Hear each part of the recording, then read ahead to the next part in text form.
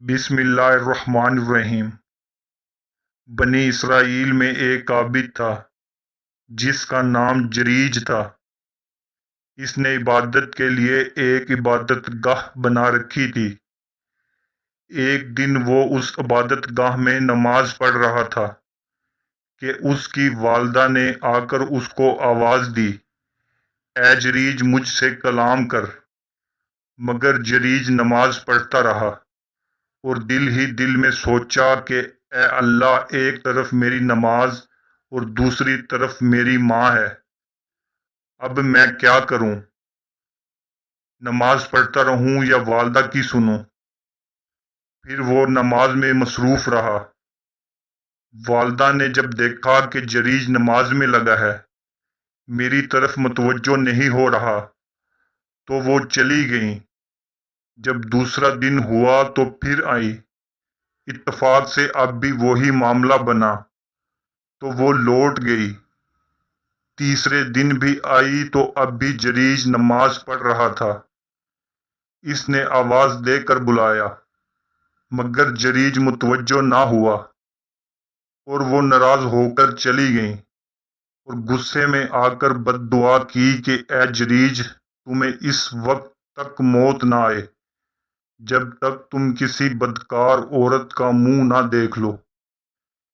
اس کی دعا قبول ہو گئی اور اس کی تعمیل یوں ہوئی کہ ایک دن جریج عبادت میں مصروف تھا کہ ان کی قوم سے ایک بدکار عورت اس کے پاس آئی اور اپنے ساتھ بدکاری کروانے کا جریج سے کہا، مگر اس نے انکار کر دیا اور وہ عورت چلی گئی اور ایک چرواہے سے جا کر اپنی خواہش کی تکمیل کی، جس سے وہ حاملہ ہو گئی۔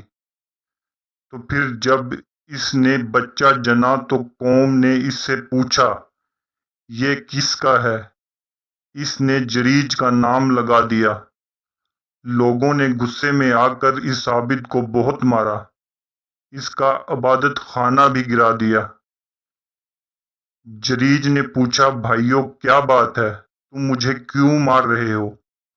انہوں نے کہا، تم نے اس عورت کے ساتھ بدفعلی کی ہے اور اس نے بچہ جنا ہے۔